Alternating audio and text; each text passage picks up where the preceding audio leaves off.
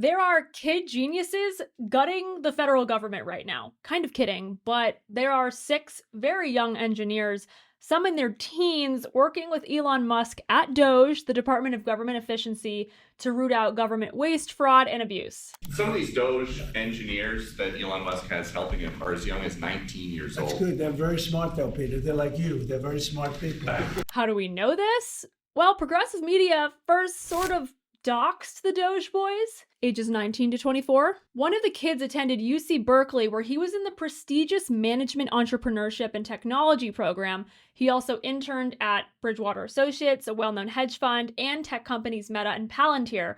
Despite their lack of years and experience, they're pretty skilled in the finance and/or computer science fields, and Elon Musk is the richest man in the world, so I'd like to think he knows how to hire. Although AOC disagrees. This dude is probably one of the most unintelligent billionaires I have ever met or seen. Musk has developed satellite internet constellations, brain chip technology, electric cars, and spaceships. What have you done, Alexandria? Caroline, she did spearhead the Green New Deal. Oh yeah, that boondoggle. Doge has come under a lot of left-wing scrutiny in recent days because, well, the federal bureaucracy never thought someone would take a wrecking ball to it. We can now send America astronauts into space. A fellow classmate of one of the Doge boys backed up his intelligence and professionalism. Quote, "During a project at Berkeley, I accidentally deleted our entire code base 2 days before the deadline. I panicked. Akash just stared at the screen, shrugged, and rewrote everything from scratch in one night, better than before. We submitted early and got first in the class." Elon Musk himself was 24 years old when he dropped out of Stanford's PhD program in physics to start Zip2, a company that provided maps and business directories to online newspapers. Zip2 was bought when Musk was only 27 for $304 million. And while we're at it, Mark Zuckerberg was only 19 when he founded Facebook from his Harvard dorm room. Steve Jobs was 21 when he started Apple. Bill Gates with Microsoft? 20. So who's to say these whiz kids can't innovate the way the government works and get us more bang for our taxpayer buck? These guys and other Doge staff brought over from Tesla, XAI, and Peter Thiel World have gained access to multiple agencies' data to find the inefficiencies, and leftists are freaking out. We cannot allow Elon Musk and a small group of people to secretly, behind closed doors, take away our privacy, take away our dollars, take away everything we have. We are going to fight this fight. I am going to stand with you in this fight, and we will win. We will win. We will win. We will win. This totally normal reaction came after Elon Musk successfully got the files on the Treasury, and big drama has surrounded USAID, the U.S. Agency for International Development, which Musk wanted Trump to shut down.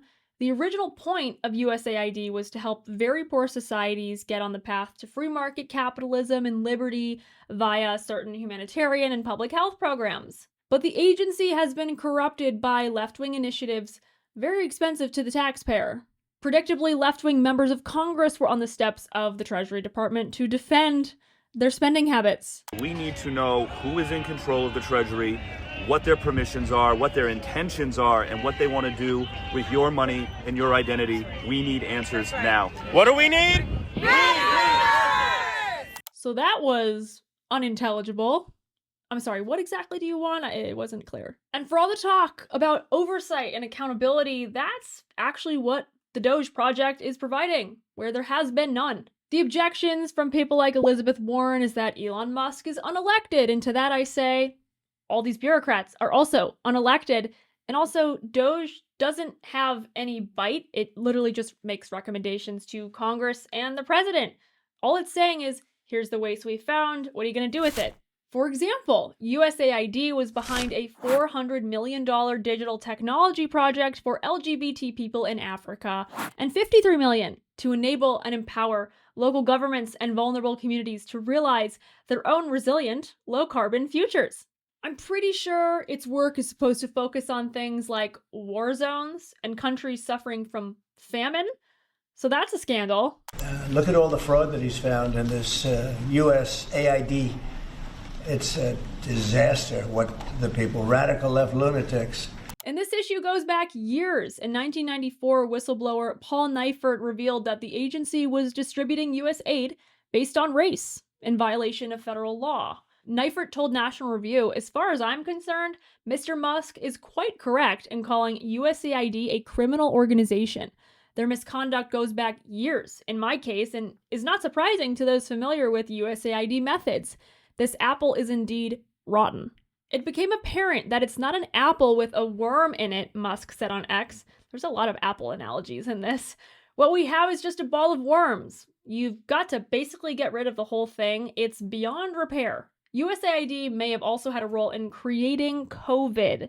It awarded the US-based EcoHealth Alliance millions of dollars in grants, which ended up helping to fund risky bat coronavirus research at a lab in Wuhan, China.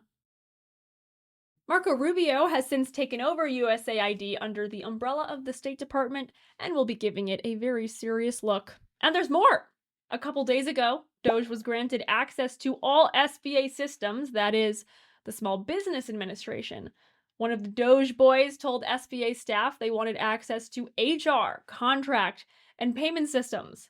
This is just a glimpse of the bad eggs Elon Musk is finding across the administrative state. The unelected, sprawling, suffocating administrative state. But poor Chuck is really not pleased. We also know this is just the beginning. If DOGE attacks USAID today, then you can be sure they'll move on to another target tomorrow. Who knows?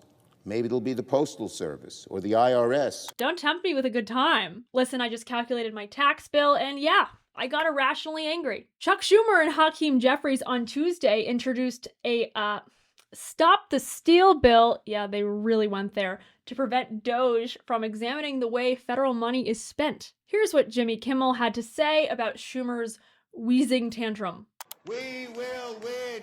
We won't rest. We won't rest.